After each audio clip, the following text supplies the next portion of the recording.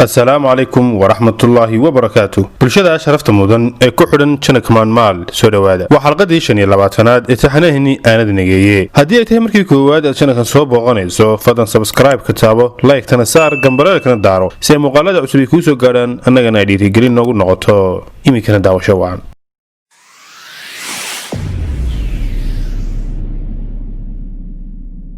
roble bil ka hor ayuu isaga oo wafdi hogaaminaya u dhoofay dalka Ingiriiska si uu uga qayb galo aqoon isweydaarsi caalami ah oo ku saabsan wax ka qabashada akhris iyo aqoon la'aanta dunida soo koraysa laakiin wafdigii dalka waxa uu ku soo laabtay iyadoo aan roble iyo afadiisi la soconin intaasna leeyahay iyo raagi lama soo hadlin dabadeed maalin ayuu raagi sanduuq ay isaga iyo reerku boosta dhexe ku wada lahaayeen soo furay kaas oo khamiis walba la soo furi jiray wuxuu ugu tagay laba warqadood oo isaga iyo Leila ku kala socda isaga oo wax warqada ku qoran sugi kari la ayuu beerta dhismaha boostada kursi ku dhex fadhiistay oo akhris ku boobay inkasta oo qoraxda kulul darteed warqada cadi indhaha ay ka cawareysay haddana si xamaasad iyo degdeg leh ayuu u akhriyay dabadeed inta uu farda murdisada wajiga dhidid kaga hooriyay oo warqadii isku babiyay ayuu cabaar dhan cidlada hortiisa ah ku dhagay mar dambe oo dhidid qooyay ayuu kacay oo wadada baar shabeelle tagta cagta saaray halkaas oo uu deeqa iyo Leila kula balansanaa roble waxa uu soo sheegay inuu Ingiriiska magan galay mucaaradkana uu ku biiray dalkana aan ku soo noqon doonin ilaa uu isbedel ka dhaco waxa kale oo uu soo sheegay inuu ku dadaalayo sidii uu labadoodana dalka uga kaxayn lahaa runtii raage uu ka naxay sida uu adeerkii u fakiray waa heer ka hooseeya kii uu ka maleynayay qofkii dalka qalad ku arkaaba hadii uu dibadda u cararo gudaha waxa lagaga tagayaa dad aan waxba arkaynin taas oo xaalada uga sii daraysa ayuu raaga ku fikiray hadii isbedel loo baahan yahay muxuu bedeli karaa qof dalkaba ka tagay dibad uu cararku waa caado ay Soomaalidu bariyahan u tartamayso waa safuleynimada ugu weyn waa un baqa carar ee wax kale ma aha nasiib darro inteeda leeg ayay ahayd in la aaminsana inuu jiro in dheergarad qurbaha ku maqan oo mustaqbal aayada soo sida aragtida uu raaga taa ka qabay aad ayay uga duwaneyd dadka badankiisu taa ay ka qabeen rag badan oo aqoon-yahano sheeganaya ama xilal muhiim ah ka hayn jiray oo Yurub qaxoonti ku ah ayuu intii uu cariga joogay bartay kuwaasi dalalka ay maganta u yihiin waxa laga siiyay nolol yar oo aad u xaqiran laakiin ay si fiican ugu raaliyihiin qaarkood si maangaabnimo ah ayay mushkilada dalkooda ee ay ahayd inay wax ka qabtaan warbaahinta dibadda kaga caayaan had iyo goor guuldarada waxa ay dusha kaga tuuraan hogaamiyaha siyaasadda waxayna meesha ka saaraan qaybta weyn ee ay iyaga qudhoodu taa ay ku leeyihiin waa musiibo reer Afrika oo dhan ku wada yururta hogaamiyaha siyaasaddu hadii uu wax ku dhaawacayo joogitaankiisa qasabka ah aan loo baahnayn iyagu waxa ay wax ku dhaawacayaan ka maqnaanshaha dalkooda iyo sida ay dadka uga dhexbaxeen sideedaba xilka koowaad ee siyaasigu ma aha inuu bulsho dhiso ee waa inuu hogaamiyo kadib marka ay iyadu isaga dhisto taasi waxa ay lidii ku tahay dheergaradka oo ay tahay inuu isagu bulshada dhiso halkaas waxa ka muuqata isa saameyn ka dhaxaysa saddex qolo bulshada siyaasiga iyo dheergaradka marka uu dheergarku ku guuleysto diyaarinta bulshada ayay bulshaduna ku guuleysan kartaa barbaarinta iyo xulashada hogaamiye siyaasadeed oo hagaagsan waana dhabba ma tiraahdaa hal xaaraanahi nirig xalaal ah ma dhasho hadaba cabaadka macnadarada ah iyo dhaliisha joogtada ah ay aqoonyahanka Afrikaanku u soo jeediyaan hogaamiyaasha siyaasadda marna dadweynaha ay u soo jeediyaan waa mid ay kaga dhuumanayaan waajibkoodii ay gabeen raage way ku adkaatay inuu rumaysto adeerkii Roble inuu dalka uga tagay nidaamka ka jiro oo dhaliilaya dartii waxa uu soo hadlay sidii uu dalka tagista cid kaga argudanayo qof kasta oo dunida ku nool adeerkii uu kala sarreyn jiray qadarinta uu hayay waxa ay gaarsiisneed inuu ka sarreysiyo aabihiisii reer miyiga ahaa ee aan magaciisa qori aqoonin laakiin fikradda maanta waxa uu arkaa inay ahayd fudeed caruurnimo run ahaantii odayga geeleyda ahi waxa uu mudan yahay xushmad waayo noloshii uu isu xil saaray uu ka soo dhalaalay wuxuu ku guuleystay inuu geel badan dhaqdo wiilal badan dhalo deegaanka uu ku nool yahayna maamulkiisa iyo habsami u wada noolaanshihiisa uu door ka ciyaaro mawaajib aan inta ahayn ayaa ninka halka ku nool saaran sidaas ayuu sharafi qadarin kaga mutaystay bulshada uu la nool yahay laakiin Roble hawshii uu isu xil saaray ama loo xil saaray inuu ku guul daraystay miyay tahay wax uu dafiri karo sanadihii badnaa ee waxbarashada uu ku lumiyay bugaagtii badnayd ee armaashada weyn ku urursanayd iyo isla weynidii uu dadka aan waxbaran u arkayay inay dadnimadoodu hooseyso muxuu kaga midhadheliyay joogista liidata ee qurbuhu soo qirasho uma aha guuldarrada culus ee uu heshanayo raage wuu maleeyay xaaladda nololeed ee uu Roble Ingiriiska kaga noolaan karo wuxuuna hubaa tacliinta uu la tagay oo Soomaaliya wax weyn ka ahayd xaggaas inaanay waxba u noqon doonin hadii uu Soomaaliya kaga ahaa qof dadkiisa abaal u gala xagga waxa uu ka noqonayaa qof had iyo jeer loo abaal sheegto maalin uu kuri cadaan ah ku yiraahdo go home niga ayaan u qalmin konton sano oo martigelina waa hadii odaygu wali yahay in dhug leh oo damirkiisu fayow yahay hadii uu ka qaxay xaaladda siyaasadeed iyo nololeed ee uu dhaliilay ma waxa uu doonayaa inay cid kale taa wax ka qabato kadib marka wax walba la hagaajiyo isaga ubax lagu soo dhaweeyo laakiin waa ay cidda ubaxa ku soo dhaweynaysaa waa ayo cidda la sugayo inay wax hagaajiso marka hore xushmad badan ayuu odayga u hayay laakiin maalintaas wuxuu ahaa qof kale haddana wuxuu ka fakiray inuu adeerkii dulmiyo qof walba waliba soo xaq uma leh inuu noloshiisa meel ku tiiriyo keebaa horeeya waajibka qofka naftiisa ka saaran iyo ka bulshada ka saaran haddii ay jawaabtu tahay ta hore danta guud yaa u xil saaran haddiise ay jawaabtu tahay ta dambe nolosha qofku maxay macno leedahay ma inuu naftiisa dayaco oo dal iyo dad jaan sida addoonka ugu shaqeeyaa jawaabtu labada midna ma aha ee waxaa halkaas ka soo baxaysa xaqiiqo kale waxaa sax ah in la iswaafajiyo la isuguna adeego danta gaarka ah iyo ta guud sida ay dulmi u tahay inuu qofku waajibka bulshada ka saaran dayaco ayay dulmi u tahay bulshadu inay xaqa muwaadinka lumiso wuxuuse qofku noqonayaa weli barakaysan haddii aanu ka fekerin waxa uu dalkiisu taray ee uu ka fekero uun waxa uu isagu dalkiisa tarayo waa sidii uu ku teliyey John F Kennedy madaxweynihii Mareykanka ee la dilay isagoo sidaas isku qanciyay ayuu istusay mushkilada Soomaaliya inay tahay labadaas oo iswaayay bulshadu muwaadinka xaqiisa ma siiso muwaadinkuna waajibkiisa ma guto waa ta jiritaankii Soomaalida ay isku turtureen maamul uu nacayb ka buuxo iyo mucaarad aan dhaamin waa maxay mucaaradnimada ay inta dalka ka yaacday sheeganayaan ma in London Roma iyo Addis Ababa la istubo oo warbaahinta shisheeyaha laga qayliyaa ma in cadow burburkaaga jecel loo galo oo hub iyo ciidan laga soo urursadaa London Roma iyo Addis Ababa soo ma aha saddexda Soomaalida halkaas dhigay sidii hal la qalay waxyaheeda jarjaray labada dhinacba tanaasulka iyo fahamka ay dalalka shisheeyaha u sameynayaan idaacanaanta iyo shashafnaanta aan xadka lahayn ee ay u muujinayaan maxay iyagu isugu muujin waayeen maamulka iyo mucaaradku mid walba waxa uu wax kasta u sameynayaa helista barakada shisheeyaha wuxuu ugu tanaasulayaa karaamo iyo sharaf kasta dhulka ayuu u galgalanayaa gunimo kasta ayaanu u qaayibayaa si uu u helo xabad uu Soomaaliga kale ku dilo laakiin in yar u sameyn maayo Soomaaliga kale si khilaafka jira xal loogu helo Soomaaliga sidiisa wali maskaxdiisa kuma ay dhicin in la soo dhaafay marxaladii uu cadawgiisu ahaa Soomaaliga kale haddii waajibka mucaaradku yahay inay isbedel wanaagsan ku sameeyaan siyaasadda dalka taamiyuu ku gaari karaa xabashi talyaani ingiriis iyo mareykan uu magan galo mushkiladu ugu weyn ee Afrika ka taagan ayaaba ah caburinta uu kaliya talisku ku hayo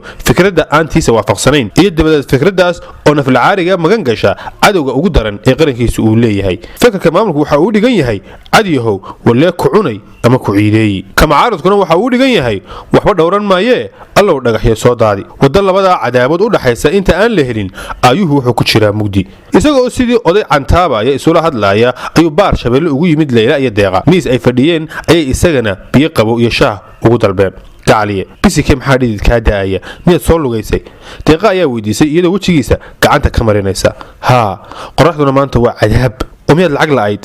maya Leyli warqadii ay akhris kula booday markii ay laabtayna kursiga ay si nafis leh dib ugu tiirsatay waxay sheegtay inay ku faraxsan tahay aabaheed inuu Ingiriiska magan galay waxaan maqlay xabashidu marka ay dalkooda ka dhoofayaan ciida ay ku galgashaan oo way ooyaan laakiin inagu waynu faraxno oo waynu xafladaysanaa sidaas oo ay tahay inama nolol dhaamaan haddii ay cadaalad noqotona weligood kala talis arxan laawo ah kama ay hoos bixin maxay idinla tahay haddaba sababtu ayuu hablihii weydiiyey Leyli waxa ay malaysay raage inuu tagista aabaheed ama farxadeeda u dhaliilaayo waxayna bixisay jawaab istifaac aniga xabash iyo Soomaali toonna waxba igama gelin inuu aabahay meel labad ah ku noolaado ayuunbaa ii muhiima laakiin Yurub meel labad miyay tahay isaga ayay u taalaabay tiri haddii uu nabad ka helayo ha joogo haddii kale irka ha aado laakiin maaha isagoo 70 jir ah in sida tuuga marba xabsi lagu tuuro waxa uu weydiiyay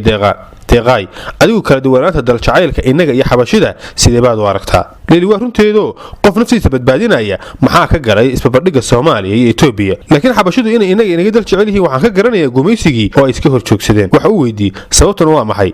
dawladnimada ayay inooga bisil yihiin ayay tiri taas ayaana bartay waajibkooda wadaniga ah ayay la tahay ma waxaad leedahay markii aynu qabiil nafta u huri jirnay xabashidu qaran ay u huri jireen nafta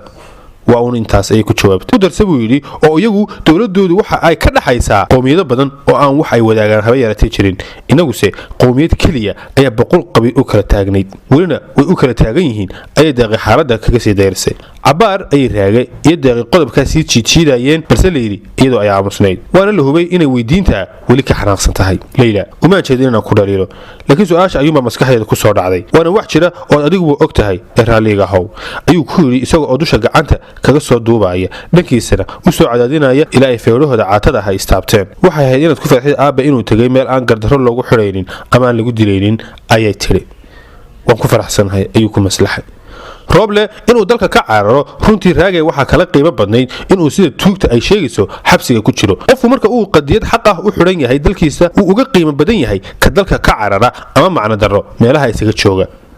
daaqadii ay fadhiyeen oo wadada ku sii jeeday ayuu raaga eegmada ka leliyey waxayna indhihiisu ku dhaceen dhismihii casaa ee barlamaankii hore haddana waxa uu arkay caalamo badan oo tiirarka korontada iyo dhismayaasha ka babanaya wuxuuna xasuustay berri inay tahay maalintii dhalashada jamhuuriyadda waa jamhuuriyad aan la kala garan karin inay dhicis ahayd iyo inay dambarkii lagu canqariyey ku sumowday lama kala garan karo maanta inay saaran tahay sariirtii dhalashada iyo inay saaran tahay sariirtii geerida waa jamhuuriyad dhalaannimo lagu kufsaday kuna garcatay ku curatay kuna dhalmadaysay ku irmaanatay kuna candhowlowday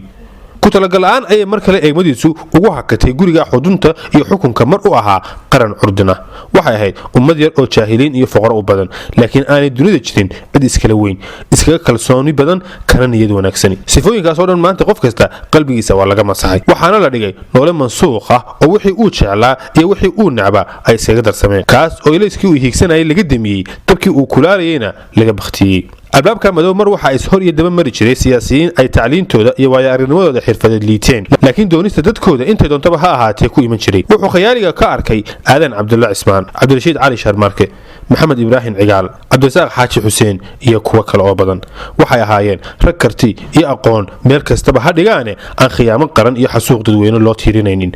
ma ogtihiin berri inay tahay maalintii dhalashada jamhuuriyadda ayuu gabdhihii weydiiyey way saageen way ogaayeen manay ogeyn kolay maqle laakiin waxay ku xasuustaan ma jiraan waa munaasabad weyn oo durbaanka 21 Oktoobar ku shiiqday xuska dhalasho jamhuuriyaddan waxaa mudnaanta laga siiyey maalin uu nin ciil qaba oo xabad loo rooraya talada boobay alla oo hadaa berri waa banaanbixi dhaqameedkii ayay deeqi xasuusatay raage si uu inaadeertii leela u maslaxo waxa uu iyada iyo deeqa u ballan qaaday berri gelayka dambe inuu keeni doono fagaaraha daljirka dahsoon halkaas oo sida caadadu tahay lagu dabaldegayo xuska sanad guurada dhalashada iyo midnimada jamhuuriyadda Soomaaliya iyagoo saddexdaba wada socda ayay yimaadeen fagaarihii damaashaadka labada hablood muuqoodu si walba way u kala duwan yihiin leeli waa qof dheer oo madow haddii lafteeda iyo hilibka saaran la isu eegana waa caato tima ay midab cilcilow u eeg marisay ayaa qadaadka uga go'an ta ahaana guyaal ayay deeqa ka weyn tahay deeqiyadu waa maariin aan dheerayn oo hilibka iyo lafteedu isu miisaaman yihiin waxayna leedahay timo garbaha jooga labadooda deeqa ayaa bashaastan leela ayaase aqoon iyo waayo-aragnimo horraysa da'da oo keli ah ma aha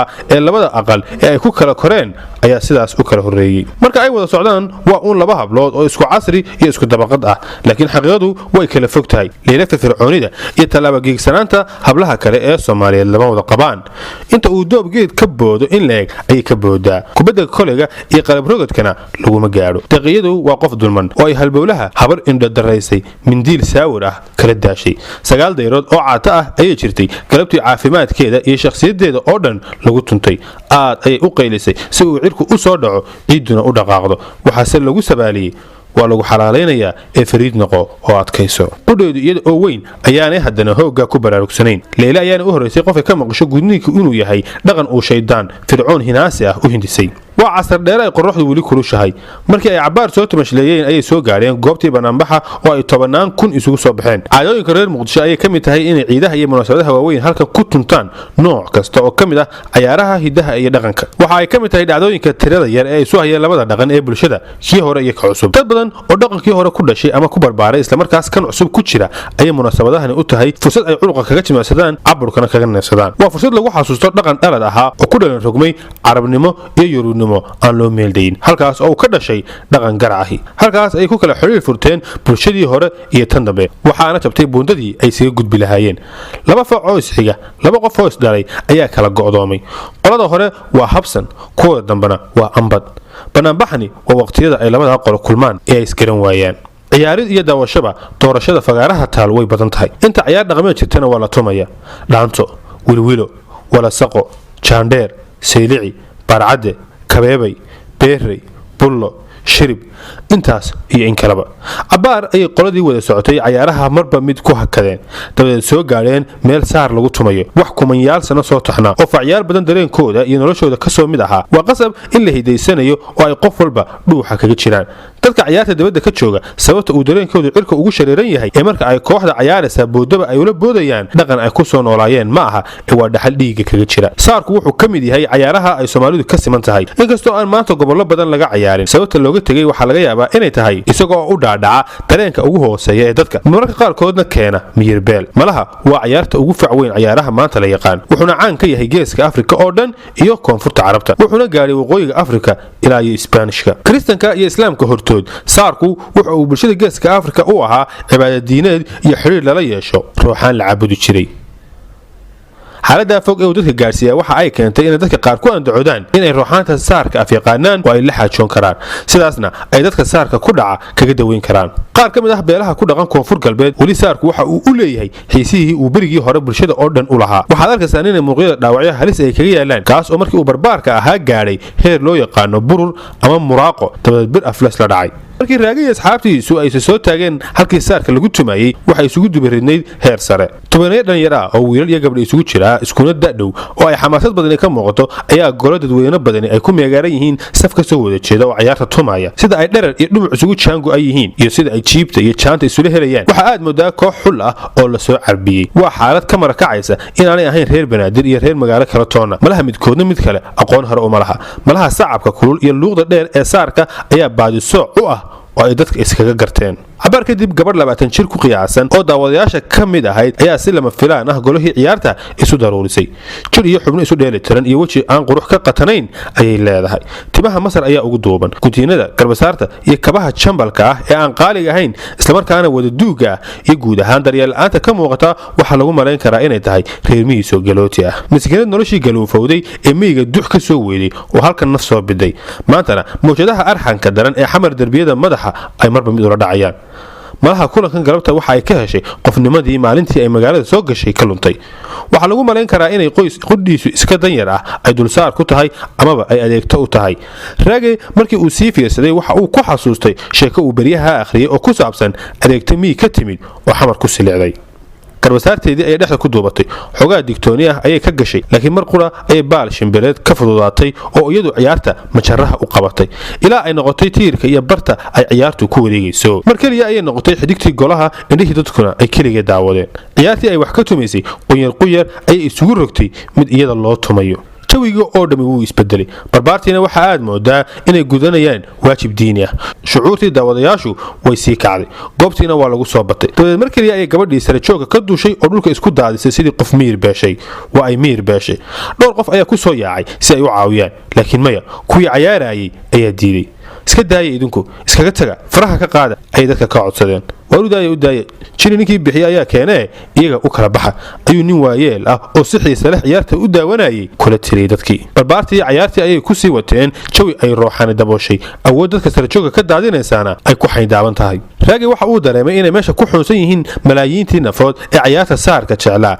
ee beryo hore dhintay oo iilka ka soo wada toosay wuxuu u baqay si dhab ah dadkii kale ayuu wejiyadooda eegay mise ciyaarta ayaa lagu wada maqan yahay oo qaarkood haddii xubno jirkooda ka mid ah la gooyo waxa laga yaabaa inaanay dareemin qof meel kale eegaya ama wax kala danaynaya ma jiro diqa iyo leyla ayuu hareeraha ka milicsaday mise maqnaanshaha iyo kacdoonka iyaga ayaaba ugu daran dareenku isku mid ha ahaa laakiin isku wax laguma bururo ee waa qof iyo dooqi xertu xerada ayay ku muraaqoodaan barbaartu cayaarta haweenku qaarkoodna sitaadka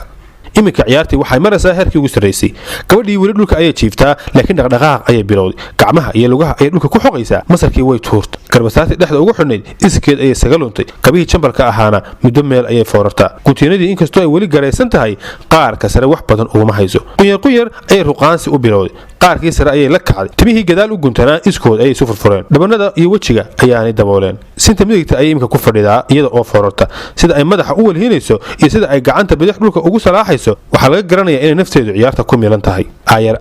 ayay isu sara taagtay dhowr qof oo cod dhaadheer ku hadlaaya oo ciyaarta dhabqinaya ayay xantoobo ciid ah ku fadhisay si wanaagsan ayay isu taagtay ciyaartiina dib ayay ula qabsatay mar kale ayay dadweynihii oo aad isu soo ciriiriyey ay ku soo jeesatay oo ciid kale iyo garbis isugu dartay quwad ruuxaani siisay ayay dadkii oo dhan ku soo riixday oo weliba xantoobo kale oo ciid ah indhaha ay kaga saydhisay sidaasna waxa ay ku bannaysatay golo weyn oo ay dadka cayaaraya nafis ay ciyaarta ku maamushaan kaga helaan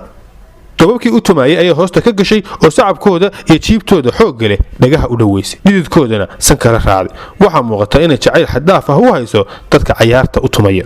waxay caynkaas ahaato oo golihii isku labarogtaba waxa ay dobabkii marba mid gaadada marisaba mar keliya ayay istaagtay guntiinadii ka kala halowday ayay hagaajisatay garbasaartii masarkii iyo kabihii ayay daydayday markii ay wada heshayna way isku hagaajisay dhoolla caddayn ayay muunsootay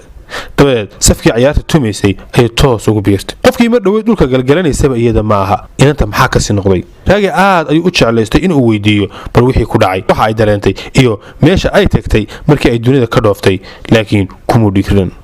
inkastoo aan sida gabadha la daadan haddana dad badan ayaa ku jiray kacdoon nafsadeed oo xoog leh dabadeed mar uun ayaa meel golaha ciyaarta ka baxsan muran laga maqlay markii la eegayna waxaa la arkay sheekh xasan iyo laba wadaad oo kale oo qamiisyo iyo cumaamado carbeed hagoogan oo dadkii ciyaarta daawanaya cod dheer oo xanaaq leh kula hadlaaya miyaydaan diin iyo iimaan lahayn oo aydan macsida iyo fisiqa aad ku dhex jirtaan ka xishoonaynin war miyaydaan ka baqaynin in laydin halaago sidii loo halaagay qoomamkii nebi nuux iyo kuwii nebi lood iyo qoomkii nebi huud iyo kii nebi saalax iyo kii fircoon sheekh xasan odhidu waaweynay dhafarada ka horayo labada qowlana ka xumbaynaya ayaa qoomamkaas magacyadooda dudubiyey adeer maxaanu galabsan ina loo halaagaya waxaa si la yaab ka muuqdo sheekh xasan hadalkii kaga kala jaray ninkii waayeelka ahaa ee markii ay gabadhu dhacday hadalka soo jeediyey oo ciyaarta si xiisa leh ula socda dadka kale hadallo aan la maqlaynin laakiin la fahmayo inay sheekh xasan lidi ku yihiin ayay ku duryamayaan runtii wadaadku waxa uu ku horreeyey goobo kale oo ciyaarta kabeebay lagu dheelayay laakiin markii uu hadal bilaabay ayay gabadh kor iyo hoos si ba'an isu gilgilaysaa ay ku soo niikisay oo bari kaynaansan wadaadka laba jeer gumaarka kaga dhufatay dabeed wuu ka cararay isaga oo leh balag kugu dhacda oo shaydaan ku gilgil markaas ayuu goobtan soo beegsaday ma waxaydaan garan karaynin waxaanad ku dhex jirtaan inuu ilaahay idinku cadhoonayo bal inta rag iyo dumar kala xaaraansan meeshan ku wada xunsan eeg yaa idiin baneeyey in dumar iyo rag ajnabi kale ah aad ciyaar ku midaysaan ciyaari haddamayse marka horeba yaa idiin baneeyey inaad isu timaadaan ciyaar dhaqameed sidii boqolaal sano loo ciyaari jiray loo cayaaraayo waxaan ahayn miyaad aragtaa cid wax la yeelaya miyaad aragtaa hablahase maxaa ajnabi ka dhigay soo soomaali ma aha odagii oo ay dadku si xamaasad leh ugu jiibinayaan ayaa weerarkii wadaadka u jirbdhigay qoladii ciyaarta tumaysay inkastoo ay la socdeen dooda wadaadada iyo dadweynaha ka dhex aloosan haddana marnaba hukunkii ciyaarta may demin waxaana muuqata inay iska dhawolaynayaan sheekh xasan isaga oo xanaaqsan ayuu odagii toos u maagay baldaadaa tahay eeg ee haddana aad difaacaysid dhaqan cawaan iyo ciyaar shaydaan ma jiraan cawaannimo iyo shaydaannimo ka weyn qof dhaqan aan ceeb lahayn oo ab iyo isri soo taxanaa cawaannimo iyo shaydaannimo ku sheegaya ayuu odaygii yidhi isaga oo xanaaq ba'an indhaha ka muujinaya sheekh xasan markii uu xanaaqa odayga arkay wuu ka aamusay dabeecadda uu ku howlgalo ayaa ah in arrinta marka ay halkaas gaadho uu ka baxo waayo aragnimo aan yarayn ayuu huwan yahay labadiisii gacan yare oo kale ahaa inankiisa aadan iyo saaxiibkiisii caraale ayuu doodii daawadayaasha uga baxay isaguna hore ayuu u gudbay intii in leeg ayuu kooxdii ciyaarta u tumaysay jiibtii xoogga lahayd kaga dhex qayliyey cabbaar ayay iska dhagooleeyeen laakiin wadaadku kama uu hadhin ilaa ay qayladiisu ciyaartii dhabqisay oo ay codka